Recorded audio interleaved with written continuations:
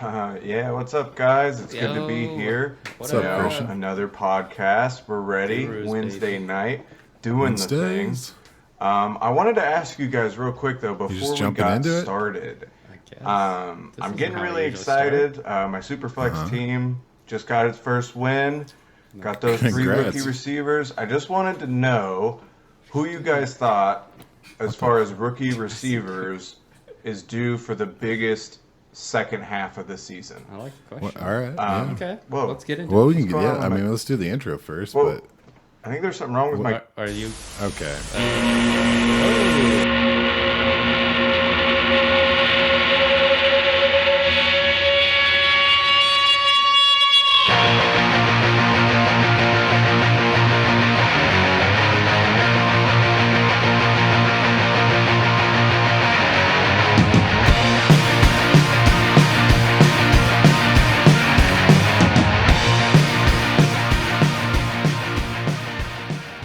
Hey, welcome back to Rough Draft Research.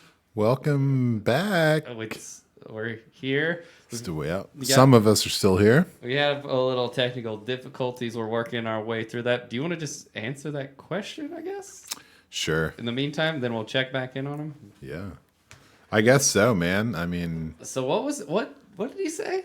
he's talking about how he's got a bunch of rookie wideouts, And he said he only won his first game? yeah, Okay. yeah, that okay. makes sense. Yeah, checks out. So he wants to know who we think is going to have the best rest of their rookie year. If it started now, who would have the best chance to lead rookies? Well, you want to go first? Or you want me to take the lead? I've got I've got a lot to say about this. I love me some rookies, so let me get into it, man. Cool. Okay, I think obviously the easy answer is Chris Olave, right? I don't know. He's out producing the rest of these guys by like 15 yards per game, and he's doubling up on the next wide receiver in targets on his own team, So it kind of feels like he's leading the pack as a major alpha for the Saints. But that's not my real answer. That's just the easy answer. Oh, so it must be another Ohio State player? You know what? Actually, I got a sleeper pick as Okay. well. It's just kind of a weird one. Sleeper pick, Jahan Dotson, who's got 4 touchdowns in 4 games. And now Heineke is under center. So that's got to be an upgrade, right? I'd say so. So, I mean, there's a big chance for him as a sleeper. But I don't know. Who do you got? Well, I think everyone knows who I'm going to bring up. Okay, well, We had a vacancy, a trade that had happened with the trade deadline. We'll talk about that throughout. But a fellow from the Pittsburgh Steelers recently got traded to the Chicago Bears, leaving behind his 50 targets. He was averaging 6.25 targets a game. He was on pace for 106. That leaves, in theory, 56-ish targets out there. So I think George Pickens is a nice candidate. Okay. George leading the team in receiving yards per target was 7.9. wow. And, I mean, he's the premier downfield receiver now officially without Claypool there. And I'd say George Pickett's sky's the limit. Nice. Shout out D-Hop. I mean, my actual answer was neither of the guys I mentioned. I'm going with Jameson Williams, man. Ooh. Yeah, you look at this team, right? The Lions, and so far you got Josh Reynolds. He's got 3 games of 8+ targets. Khalif Raymond. I mean, these guys are just in there down after down, and it's not really what the Lions had in mind. They drafted Jameson Williams, 12th overall. They acquired DJ Chark, and it's to keep those guys off the field. No Reynolds, please. No Raymonds. So now that he gets back, after the bye week, we assume he's going to be healthy.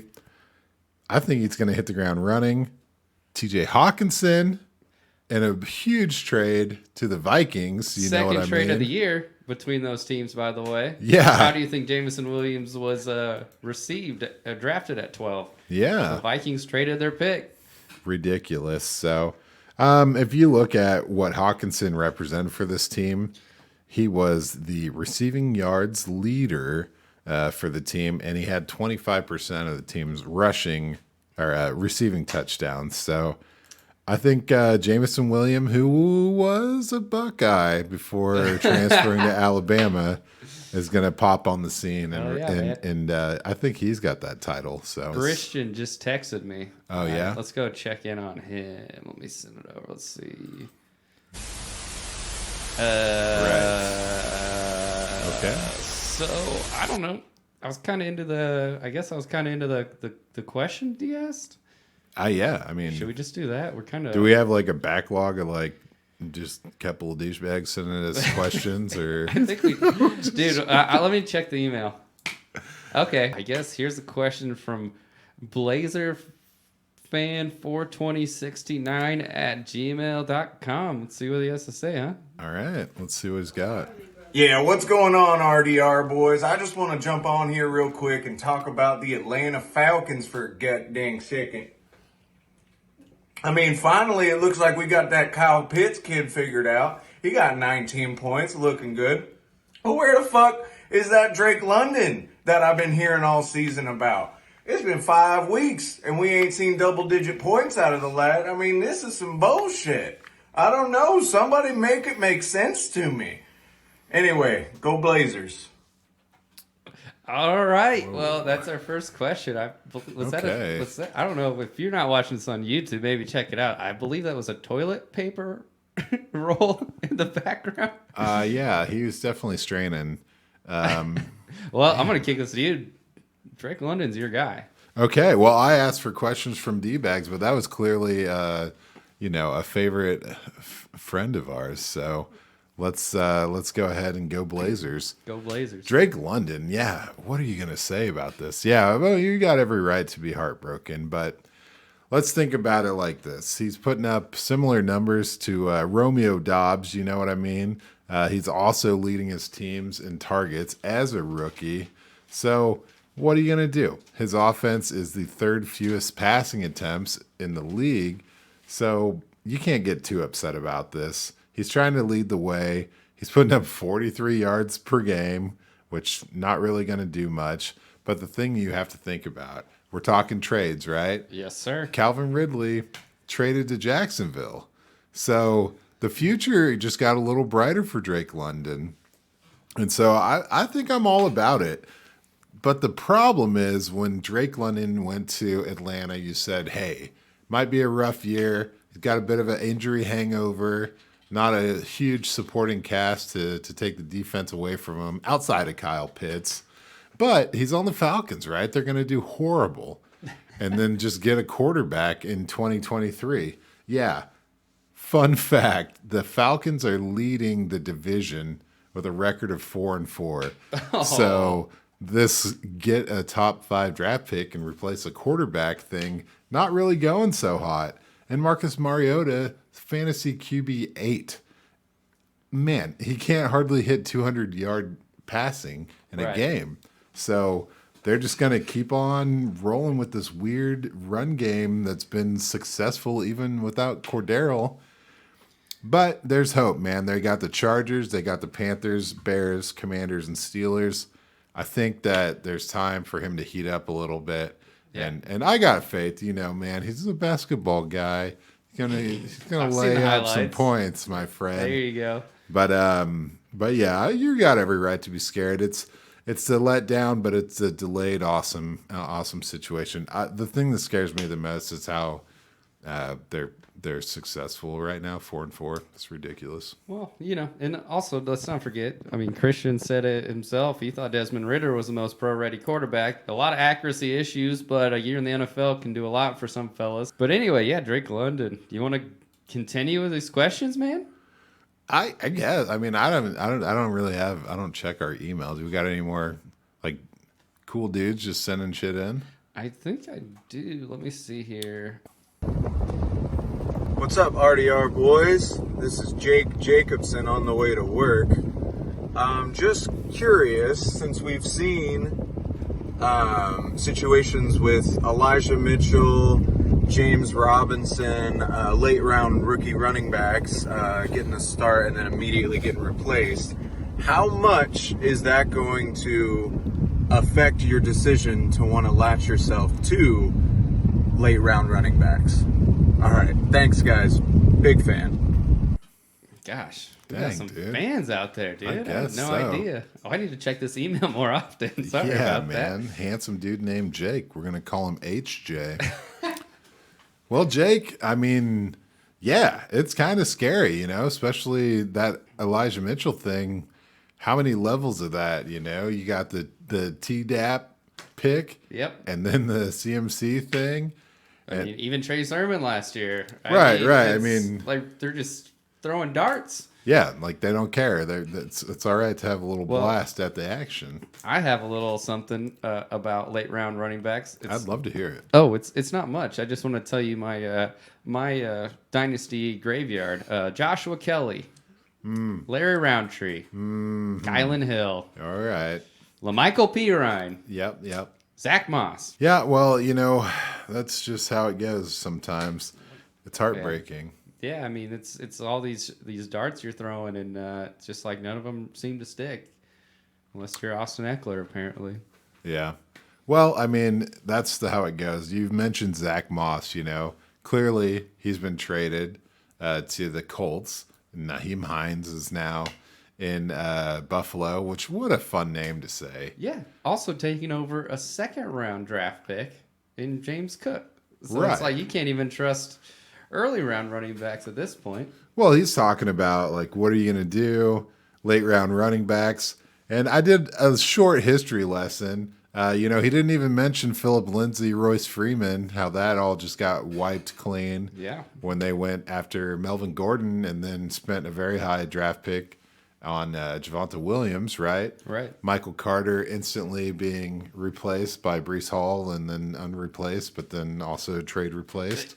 Right. So By another late round. yeah, so who's safe? If you're not safe your second year after being picked in the third round or whatever, it's like it's a little slippery slope. But I looked back and I looked at Devonta Freeman, right? Fourth round for Atlanta.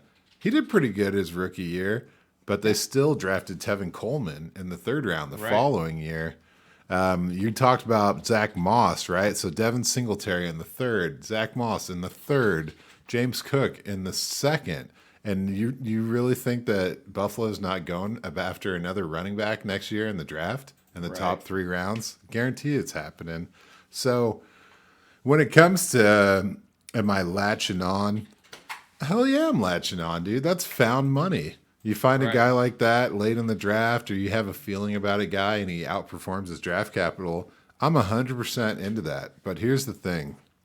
When he starts to have replacement value, like startable RB replacement value, we're talking early second, late first, and your rookie draft, you got to trade him, man. Yeah. You got to trade him. If you can cash in on being right about a guy, you have to. Otherwise, you're just going to have your picture of Elijah Mitchell and the world's smallest violin, and that's all. Well, I mean, even if you look at Or Trey Sermon in a wasted roster spot. I mean, you even look at Chuba Hubbard, who was drafted as a backup to CMC in the 4th round, and then in the offseason, what do? They go acquire Deonta Foreman, who's a 3rd round pick. So I pose you with this question for someone who recently traded for a 6th round running back in Khalil Herbert. Yes. I think this might be like another test. Like, I mean, the guy's done nothing but prove himself, but will he get replaced? See, here's the thing. Oh, here we go. No. No. The thing is, I looked through the past 8 years to try to find examples on either side. There's not a ton of examples of guys being successful as a late round running back and then just being left with the job, right? Right. But there's also not a ton of situations where a late round running back is successful. So I consider it a weird sample size. The thing with Chicago is I don't look at them as a team that has draft capital to Spend on a running back. Yeah. Yeah, But then you makes look sense. at Houston, right? And I know we've talked about this, where they got 5 picks in the first 2 days, the first 3 rounds of the draft. And it looks a little more likely with a rich running back draft class that they're going to go that direction. Whereas like a team like Chicago, who just sold their their whole defense, they're going to have to replenish that. They need help on the O-line. They still need wideouts. I'm also not fully convinced Elijah Mitchell would have been replaced had not had injury concerns. But the injury concerns were near constant. So Yeah. you're there with that. And James Robinson had injury concerns. Yeah. I don't know what the deal with Michael Carter is. There was no real smoking gun. I guess he was still getting outplayed by... I mean, he was having stiff competition from LaMichael Pirine and Ty Johnson. So Yeah. And then, Philip Lindsay, he didn't really reproduce that rookie year flash, so he kind of got faded out on his own. So there's different stories everywhere, but Yeah, I agree. Another guy I'll bring up later, actually. Oh, what's up, RDR? It's Jackson here. Oh, sorry, let me turn that down. I was getting my park on. So I got a question for you guys.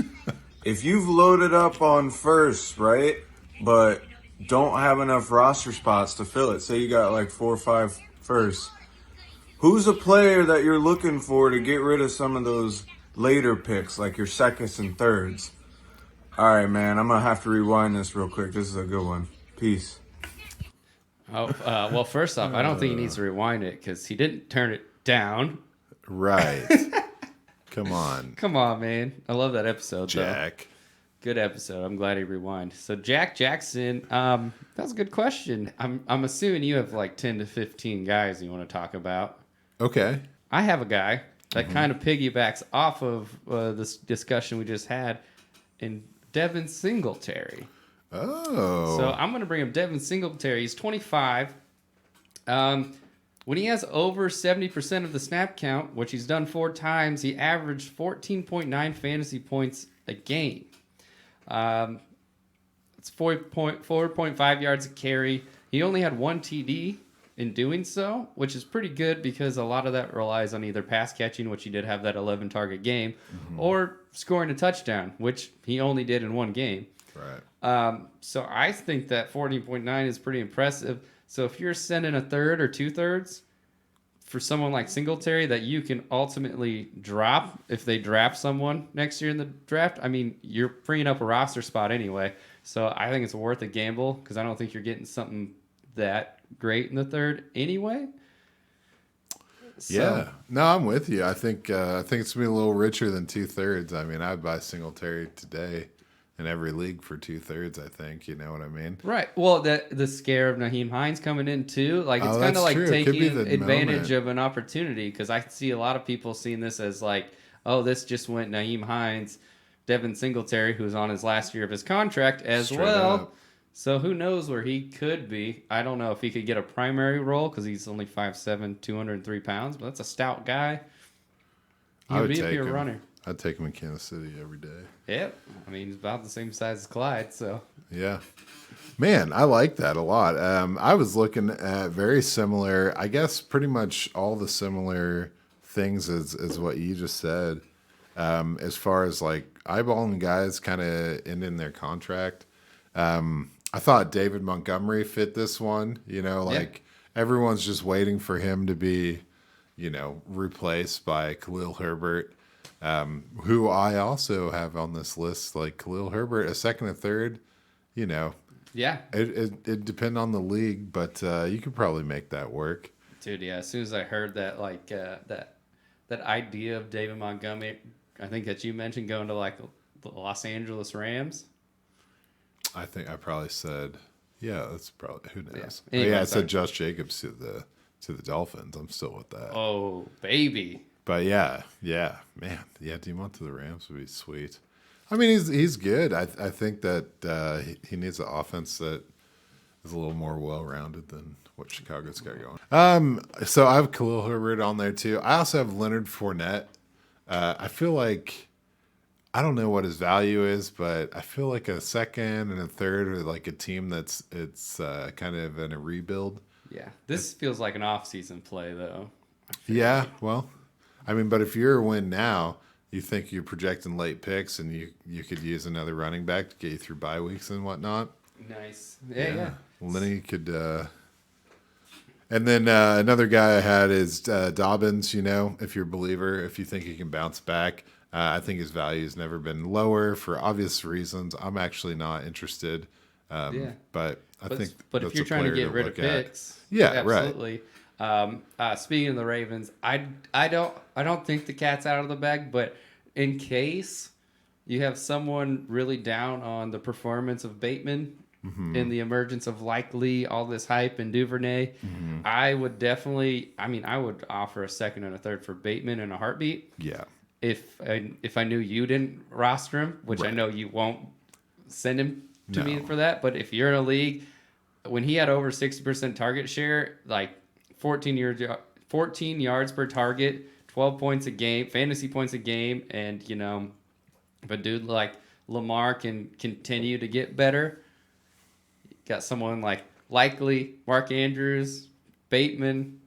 If Dobbins comes back and you're a believer, like that could be a pretty high-powered offense with Duvernay showing out. So Yeah. I'm with you on that, man. I almost put him here, but I don't want to give anyone any ideas. right, I think maybe I was just putting a feeler out. You into that? No. Okay. Probably Anyway, Yeah, on a lower cost spectrum, I think James Conner and James Robinson are players to target. And lastly, I wanted to, and this is just lastly on the running backs. You know, I got stuff for each position here. But no offense. I know you're upset now. I mean, when Jake asks a question, when Jack Jackson asks a question, we answer it. But are we still chasing the Kareem Hunt thing now that he didn't get traded?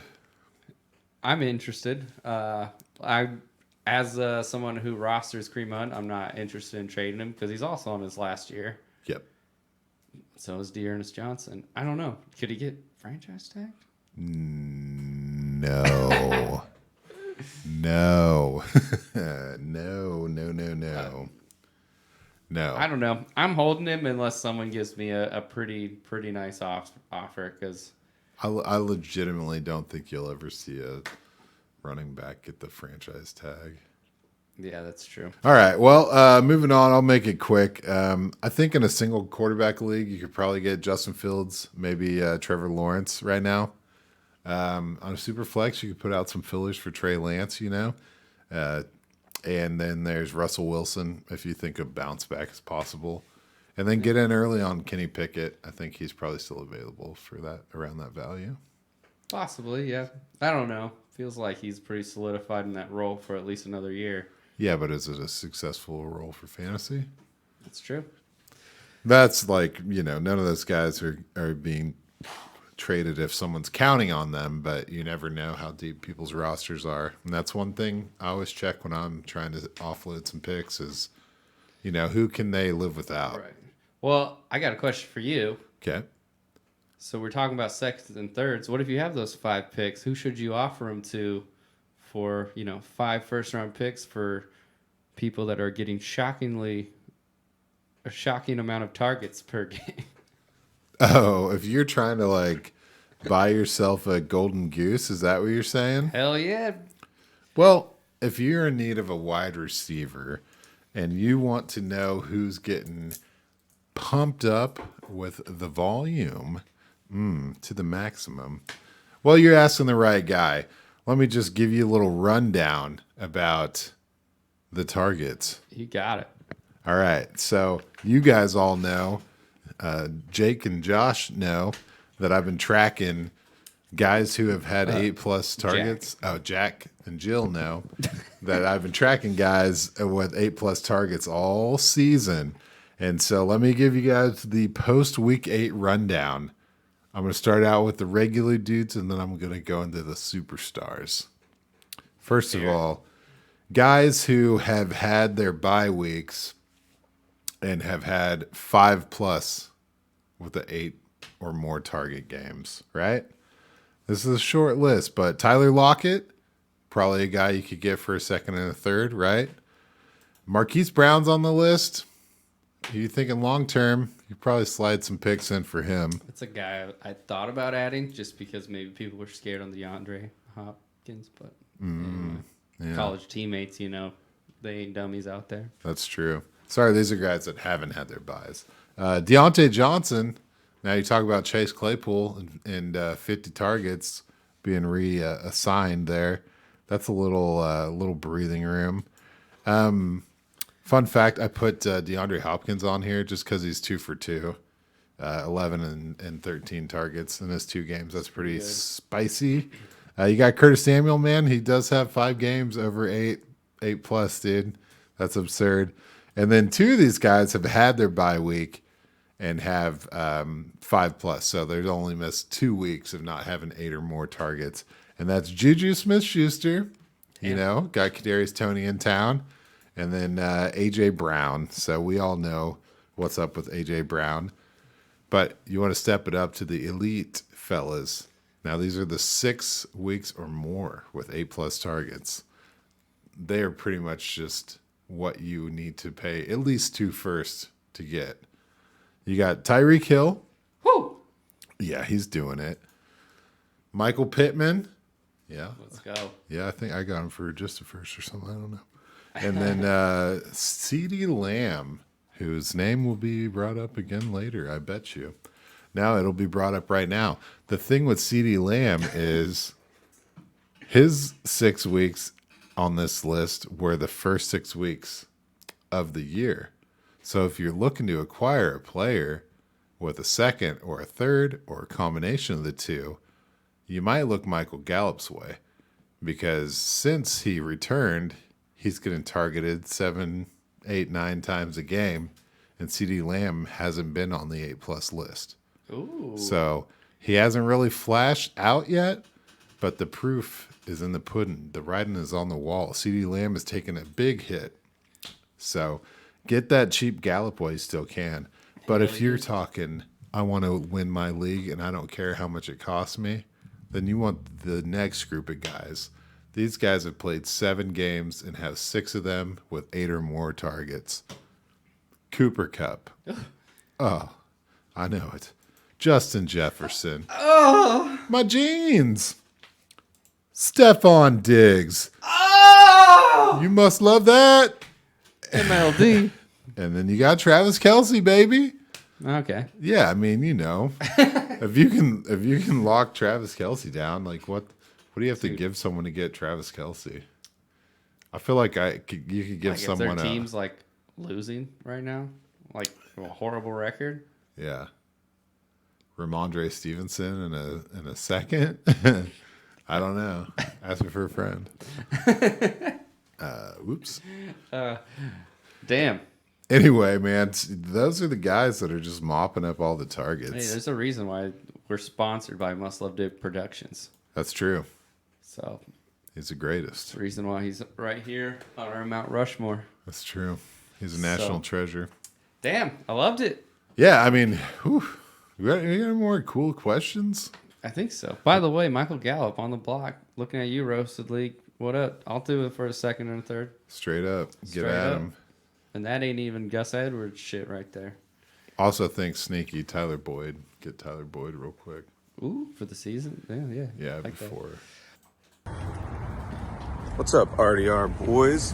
This guy again? Donnie Duganhouser walking around Queens right now, and New York, I just I wanted to call in and talk about the fact that it's crazy how fantasy changes your perspective on stuff, man. I've been a football fan my whole life, and then I get into fantasy, and now I'm rooting for teams that I used to hate, players I used to hate. It's crazy. So I wanted to see if you guys could break down the top 3 teams that are bad for football but great for fantasy, and then flip it and reverse it and do the best teams for football that are terrible for fantasy. All right. Thanks, boys. Damn. Dang, Donnie. Can't believe how many fans we have. I That's know. crazy. Truth bombs be dropping. Well, shoot. Should we start with the bad for football, good for fantasy? Okay. I'll Bad for football, good for fantasy. Let's do it. I'll take the lead on this one. I'm going to say, even though the offense has been lacking, the Denver Broncos. Okay. And so I'm bringing this up because as we talk trade, they just traded away their core piece of their defense in Bradley Chubb, who's a pass rusher. So they're selling pieces. Javonte Williams already gone. They traded for Chase Edmonds in that deal. Yep. Chase Edmonds, more of a pass catching running back. Yeah. I'm not saying that he's going to be any good, but it just feels like without a pass rush, which they're pretty elite in, and run stopping with Bradley Chubb, that maybe I'm overselling just one piece of a defense, but it just seems like enough to kind of turn this into possible shootouts in the AFC West if we still believe in people like Herbert and Derek Carr and Devontae Adams. I don't know. It's tough saying, but there's still opportunities where these teams are going to want to beat each other. Someone's got to get second in that division. So this could be heading for, high octane offensive games if Russell Wilson can cook. I don't know. We just saw Jerry Jeudy do quite a few things. We've seen Sutton early in the season, but apparently he can only handle one target. Greg Dulcich, who I've acquired on my fantasy team, who has been a nice addition after losing Njoku. So I could see games getting ugly where Russell Wilson gets a little desperate and starts throwing the ball willy-nilly, which could equal good fantasy points, but bad football. I love it. Yeah, they've been really conservative this year, and it's been because the defense has kept them in games. Right. And yeah, that's a big change when you're talking about Bradley Chubb. Man, that's pretty outrageous. Go Finns, Let's I guess. ride. Well, yeah. Russ must listen to the show, He's starting to get Jerry Jeudy more involved. I tried to tell him. But cool. I'll take a team here. I'm going to go with the Lions. So the Lions are 1-6. So they got Amon-Ra St. Brown, hits the wide receiver 14 in points per game. And then they got Jamal Williams, who is in rare company, being a multi-TD monster. Ooh. Let me just tell you, he is in rare company, if you don't mind. Oh, yeah. Yeah, so he has 4 games with 2 touchdowns. So that is his 8 touchdowns. Week 1, 3, 4, and 8. Scoring multiple TDs. It's like a best ball. Like you won. You won your league already. Congratulations. So he's done it 4 times. No one else has done it 4 times. 2 guys have done it 3 times. That's Austin Eckler and Nick Chubb, right? Mm-hmm. So, those guys are obviously winning. Austin Eckler, fun fact, is also a 3-timer on the 8+ target sheet.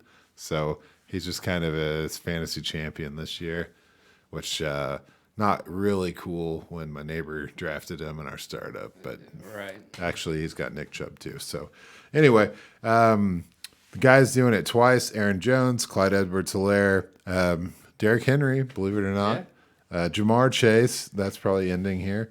Jalen Waddle and Josh Jacobs. So that's pretty impressive when you look at this list. There's actually been 65 different players to do multiple TDs. And if you look at those numbers,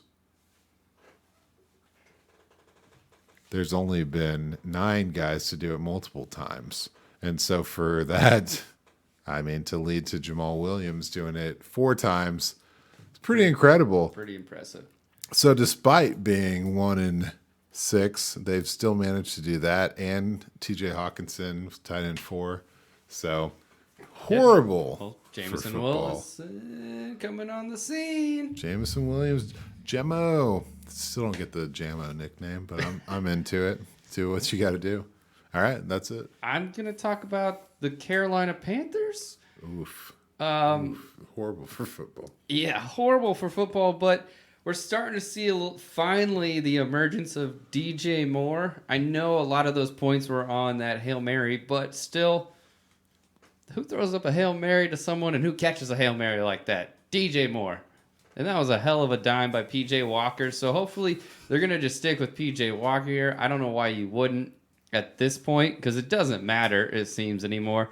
Also, you trade away CMC, but now you have Deonta Foreman and Chuba Hubbard both doing really well this week. Chuba Hubbard with 15 points, and Foreman, I forget, he had like 24 or so. So there's an opportunity here for if you happen to get DJ Moore in a buy low situation, and if you happen to pick up Foreman on the waiver wire or Hubbard, whoever emerges out of that, to me it feels like a flex play that kind of league winning almost. Oh, yeah. As far as those running backs, because, I mean, look at people who picked up Cordero Patterson. How many games did he win you last year? I mean, these are running backs you paid nothing for, don't have much of a future, but great for fantasy if you got them. Good insurance, a good flex play, bad football. Bad football. Yep. And I got to say, when it comes to bad football, look no further than Florida. Tampa Bay, what are you doing? 3-5, grossness happening. But yet you still have Mike Evans, wide receiver 11. You got Leonard Fournette, running back 8.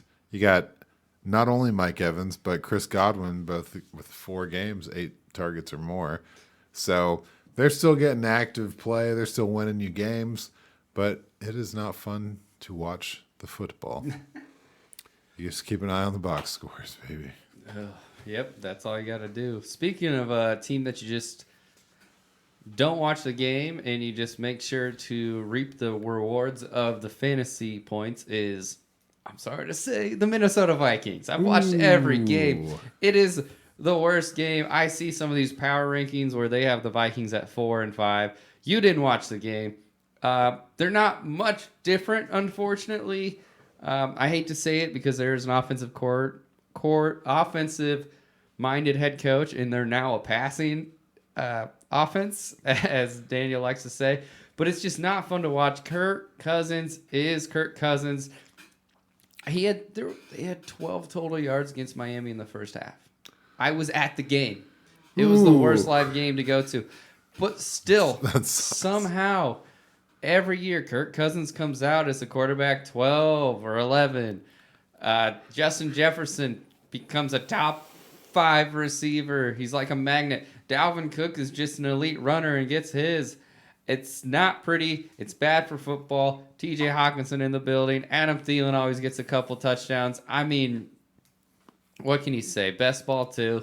Those are your best friends. Minnesota Viking players. But, man, it's hard to watch. Yeah. Yeah, it's even harder to participate in than best ball, which I did 0 best ball leagues this year. Same, I didn't either. You just brought it up earlier. I like the comparison. Yeah. No, that's smart, dude. I really hit that best ball last year. Won a little bit of money, but 0 leagues this year. Talk about a hit it and quit it best ball. I did it. But all right, my last team is the Cleveland Browns, who are 3 and 5. Not the sexiest offense in the world. Jacoby Brissett doing his best, but yet they've produced the wide receiver 8 and Amari Cooper. Yep. They got Nick Chubb, obviously the running back 3. Literally a god. Yeah, and Njoku missing time, still top 10 tight end, and so yeah, the football. I mean, defensively, really fun, but offensively, yeah, come on. But they're still crushing it. So what's going to happen? What's going to happen when Watson gets back? Who knows? Trade a second for Watson after that first game he comes back and is horrible. Horrible. I'm into that.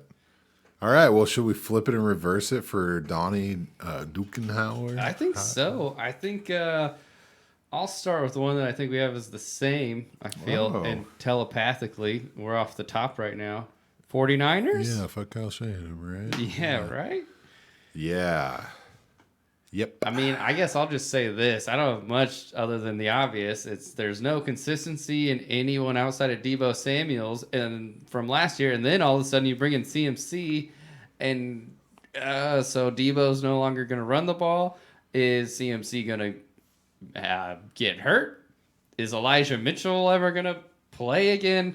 Is Brandon Ayuk going to be this hype train that he has been since he was drafted? I don't know. just get Danny Gray on your roster and just wait. Yeah. Yeah, fun fact. The hype train took a year off, Brandon Ayuk. Weird stuff.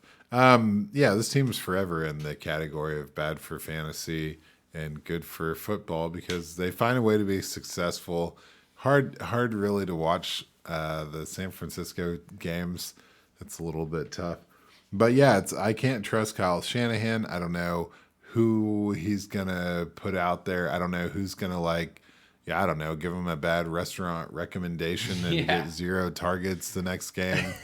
And am I wrong? Like, I know injuries are happening pretty readily these days, but they really happen in San Francisco. Like, you never know who's going to get hurt. Yeah. Debo missed time for a while. Kittle's missed time. Trey Lance. Well, and Elijah Mitchell. The year after their Super Bowl run, they're 3/5 of their defense. Right. So. Yeah. So, I mean, they're still finding a way to be successful on the field, but man, it's just really, you're just asking for some unneeded stress. Yeah. I mean, it helps that the NFC West is weaker than we thought, even though Seattle. Hashtag Geno Benjamin. Geno Benjamin.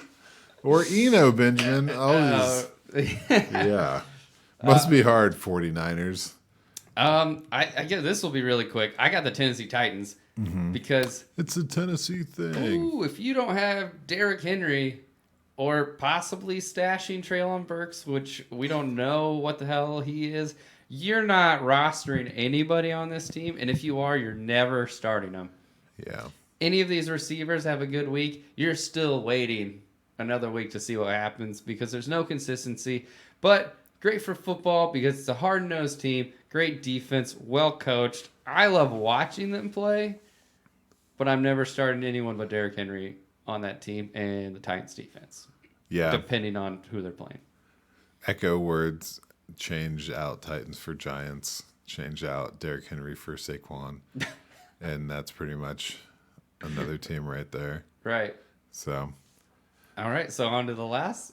I guess so, yeah. Well, you take it away. Okay, I don't know why I subbed that in. That was No, I like it. Good for football somehow. I'll just do the Chiefs. Like, what the hell, man? So I've told you that Clyde Edwards-Helaire is a multi-TD monster. He has 2 games with multiple touchdowns. But yet Isaiah Pacheco is the starting running back getting out-touched by J.D. McKissick. And, Clyde's still on this team somewhere. Kelsey has a 4-touchdown game. McKissick. Oh, McKinnon. Jet McKinnon. Gotcha. Sorry, man. You're good. Jet McKinnon, not J.D. McKissick. Too many Micks in this house. Anyway, Kelsey has that 4-touchdown game. Hardman has a 3-touchdown game. It's just hard to find a consistent fantasy option outside of, Mahomes, Kelsey. A little bit with the Juju, but what's going on now? Kadarius Toney's in the house. I love it. Personally, I think this is a perfect guy for Andy Reid. Yeah. Great for football. Yeah. Great for horrible for fantasy. It kills Sky Moore. He's gone now. McCole might not even be the number 3 going down the stretch. MVS might slip and fall off the page too. Maybe Juju's safe, but the thing is now they have what I would consider to be a long-term answer for what they're going to do at the wide receiver room, and I think Kadarius Toney is going to be heavily featured when you look at the compensation they gave up for him, man. Speed, pretty good route runner, was a quarterback. Whoa, hey.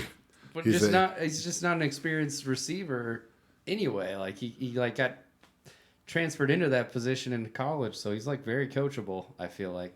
Yeah, well, and he was a punt returner, so Sky Moore is pretty much not even going to get on the field. He might not even dress. Goodbye, Pacheco. Yeah. So anyway, it's hard to trust, especially the running back room. Yeah. Well, I got one more, but I'm going to say good for both, question mark? Question mark. The Miami Dolphins stepped up their pass rush with Bradley Chubb, trading for him, giving away those 3 firsts that they had. The 3 firsts that they acquired for Trey Lance, for moving up for Trey Lance.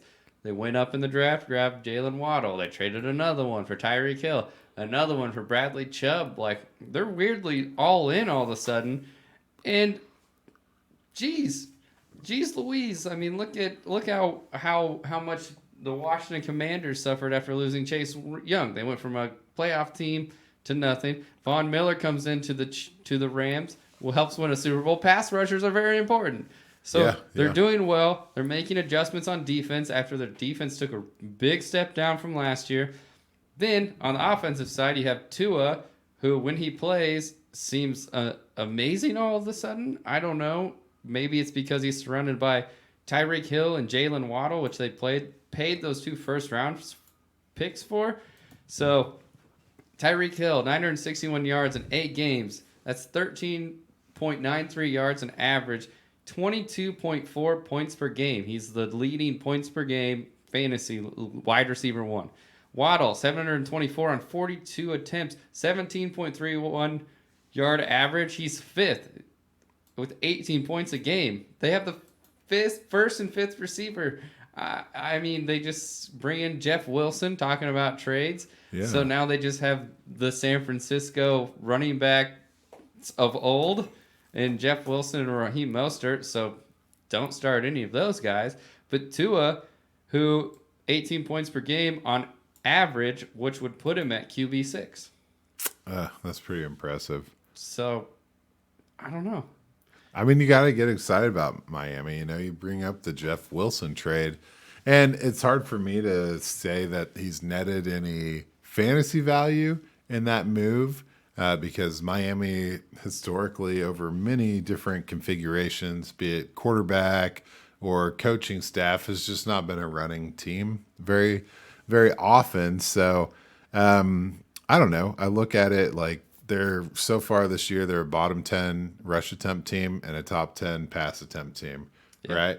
But they go from Chase Edmonds, who was getting 2.8 yards per carry, and Raheem Mostert was outpacing him 2-1 in rush attempts. And now they've got Jeff Wilson, right? Now he's got 92 carries and 468 yards and 5.1 yards per attempt. It's like, you know, Chase Edmonds, you know, Jeff Wilson, he's over doubling the efficiency. Yeah. Well, not quite doubling the efficiency, but doubling the workload. And I think it's going to translate into some more dynamic offense for the Dolphins. So agreed. I'm all about it, man. It's ridiculous. Not to mention, man, Gesicki and the gritty, dude. And they get rid of Chase Edmonds, notoriously. Like, why would you want him on your team? Right. Well, thanks for the question, Donnie. I hope we thoroughly answered it for you. Yeah, Donnie, sit down. We actually, interestingly enough, we have a celebrity that is a fan. Oh, really? So let's go to the cam and let's see what we got here. Good evening, Rough Draft Research. Dr. Strange here. Big fan. Oh, God. Just wondering, because there seems to be a lot of different dimensions of thinking on this. How should a first-time Dynasty player value their draft picks? Off to save the multiverse. All right, Dr. Strange. Wow. Thanks for calling, DS. Dude, okay. What Dr. Is Strange your real name, or is that like a hero name? It's kind of a strange name. It is. That it is. Well, do you want to take this away, or do you want me to? You know, we can tag team, and I guess I'll lay the groundwork or whatever. But it's kind of a tough question to answer. If we're talking like true first time, like year one startup, I think that it really depends on how your startup went, man. If you have a couple of like viable 2 or 3 RB1s, you know, your draft hit, then your future picks are kind of luxury. You know, you can just flip them to do a stopgap. But I think that it really depends on success, and it depends on your league. You got to watch out for guys who are too tight. You know, they want too much of a return for picks. I don't know. I don't know, man. Sorry, I've got too many thoughts about this because it goes in any direction. Bottom line, fantasy football, you want to win championships. Okay. You can be a little more liberal with your first round pick if you really think you have a team, if you're trying to make a playoff push, if you're trying to solidify a championship. Now, on the other side of it, if you are tanking and you're doing miserable and you got the 27-year-old running back who's going off right now, watch the RB longevity episode, sell that ass. Sell it at peak value. Sell it when you can, when someone's desperate, when someone needs it, when someone wants to make a push. You just got to pay attention to people's records. Pay attention to people's favorite teams. Pay attention to what they are paying attention to. If you have a Giants fan, or if you have a Minnesota fan, and you got a Dalvin Cook going off like you did last week, and you're 0-7, maybe it's time to sell Dalvin Cook for that first and second, or first and an asset. So, I don't know. I just rambled on. Yeah, you summed up a lot of stuff that I was trying to say. I really failed on that one. But, yeah, I mean, I think that in a startup, you have to have, like, injury luck, right? First of all, if you get through your first season without a bunch of crippling injuries, then you're in a position to really acquire picks. And like you're saying, you don't know if it's a bunch of first timers. You could get an RB1 for 2/3 because people don't understand, and other times you can't even, flip an RB1 for a second because people want to value their picks. So yeah, it's about reading the league and knowing the age of your roster, right? If you have vets, then you need to keep your picks. If you have a young roster built for the future, then you can trade your picks and package them and upgrade, and that's the way to win now, in my opinion. And if you're trying to find a deal, pay attention to contract years as well. And don't forget, man. Yeah, contract years are a must, but the off season is long, and you don't want to be caught in an off season without any picks. Right. So if you can't hoist a trophy, a belt, some hardware, a little Skrilla on the collect, then you want to be hoisting them picks and having something to look forward to, because nothing sucks worse than losing the first round of the playoffs and staring down no picks or whatever, third. Yeah, and stay on top of your hype, man. Picks aren't more valuable than they are during the draft. Oh, yeah. During your rookie draft. So obtain all you can while people aren't thinking about these rookies, because once the talking heads start talking about these rookies, once things get rolling, everyone's going to be willing to pay a lot more. And if your strategy is veterans, then that's your time to sell it for a lot more than they're worth during that, because we've seen a lot of wide receivers and running backs go in the first round of dynasty drafts that just turned out to be duds. Yeah. So if you're not confident in a guy and you got that 6th pick, which is like arguably the worst pick to have, for sure, 1-6. I mean, someone's going to be excited about a Darrington Evans or a Keyshawn Vaughn or Sky Moore. And you can sell that for, almost anything outside of who you mentioned in the targets, your Diggs and Jeffersons, right. But you can get a little something. Yeah, you might get DeAndre Swift for the 1-6 next year. You know what I mean? Yeah, dog. I like. You never know. So, and another thing is, if you're in your first time, or sell it. Acquire as many futures as you can, because as the years go on, future picks become more expensive. I remember in our first rookie draft, I sold the 1-7 for a future first and a second, and that's a free second, depending on your draft position. But now you can never get away with that. Right. So just keep an eye on it. If you're early in a dynasty, pay attention to draft classes coming up. Yeah. Because you might. You can get the leg on a lot of people if you start acquiring picks before they know what's going on. So Just remember what to say when your league mates tell you that next year's draft class is supposed to be the best draft class since 1984. Just tell them. What about the year after that, though? Right. Well, shoot. Well, we've been running long, so how about one more question? I guess. Yeah. This will be the last one. All right. Let's see who. I don't even know who this is. We'll see. All right, what's up, RDR? It's Tack Macklinson walking around Manhattan next to Central Park. Just calling in to say or ask, I guess, can one play change your opinion about a player? Because I'm watching the Steelers game the other day, and 240-pound Najee Harris catches a ball, 3rd and 3, and he dances around and gets tackled short of the goal line, or short of the first down marker, instead of just using his size and speed to go get the first down. And it made me curious, like, did he forget kind of how he plays? I don't know. Let me know what you think. All right. Well, Tack Macklinson. Tack, yeah. I feel like he was about to say bye there, and then the clip just cut short. I don't know if he knows how to use the phone. I'm sure he does. Well, he uses his phone as well as Najee Harris gets a first down. Am I right? That's true. As well as Najee Harris uses his mass. Oh. That's hilarious. Oh, man. A single play that changes how you feel about a player. Well, I got something. I know you do. Let me just... okay, it's week 2. Week 2. Both teams are 1-0. Uh-oh. Monday Night Football. Shit. 2nd and 10. 1:41 left on the first half. Your team's down by 14. Quarterback drops back from their own 37-yard line. Quarterback under pressure steps up, throws a dart down the field.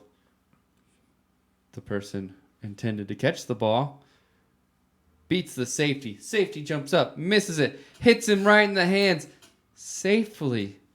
Then he fumbles it 5 yards ahead of the next guy on the 30-yard line.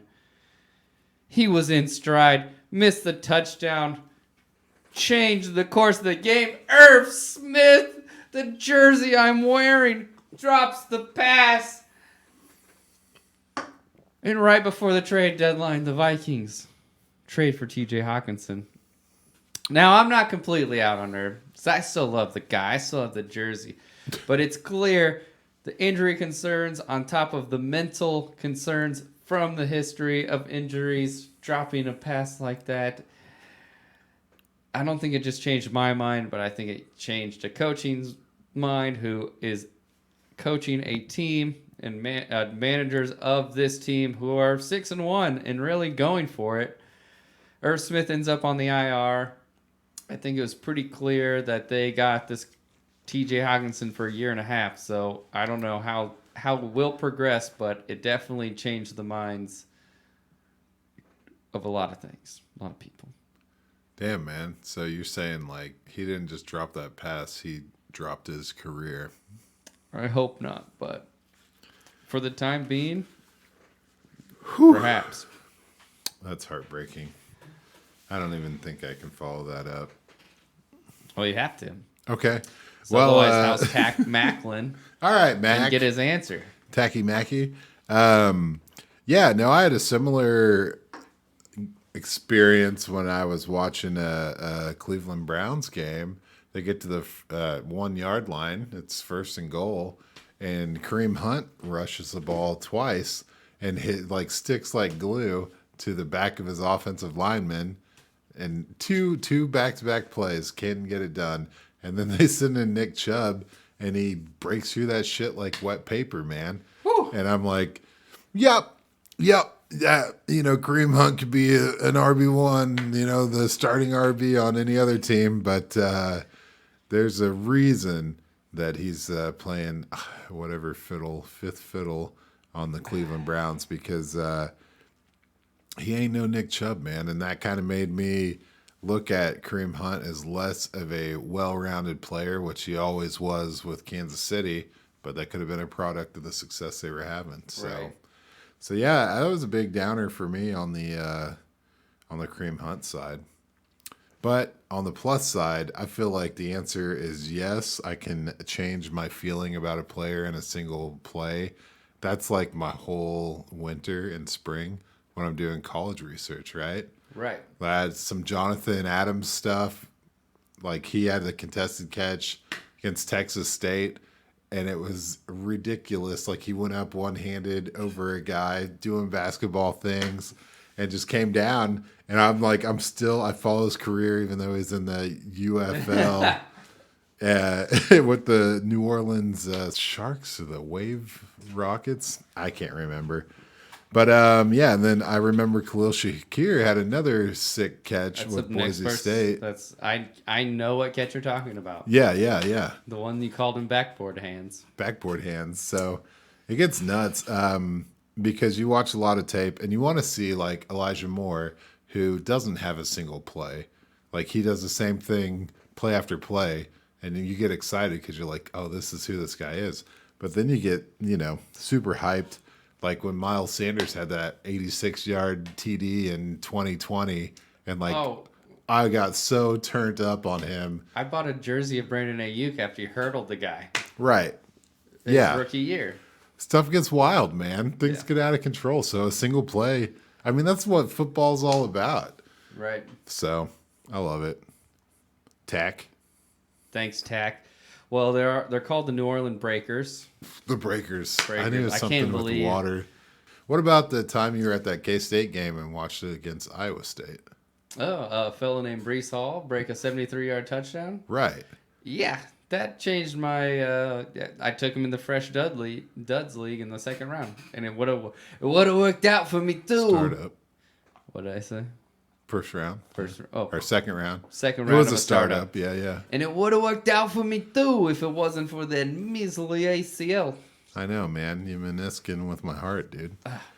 Yeah, and then I remember a play where I looked at George Pickens and I thought I was watching Calvin Ridley play, and that was it for me on the Pickens thing. And that's definitely coming through. Yep. So. Yep, of course, man. So this, I guess that wraps it up. Don't watch any film on Deuce Vaughns. He's going to Dallas anyway. Don't worry about it. All right. Ooh, New Orleans Breakers. The head coaching position is vacant, by the way. Hey, that's all me, dude. I'm in. Dude. All right. Well, thanks for nothing, Christian. Oh, should we check in on him? Is he still? Let me see. Let's go to his camera. Christian, you there? Okay. Alrighty. Well, thanks for listening. Check us out Thanks, next week where Christian uses a walkie-talkie to communicate with us. Should be legit. Have fun in New York, buddy. Yeah, have fun, man. We miss you. Out.